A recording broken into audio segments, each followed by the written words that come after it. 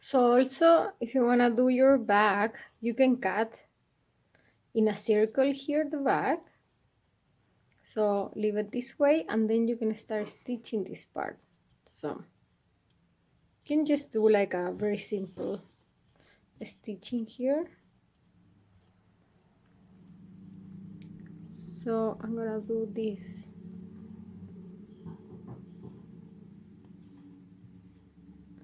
Put in the border, and I start stitching this like that, and I pass this through.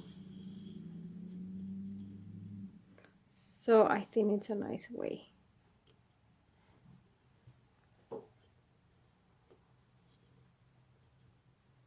Like that.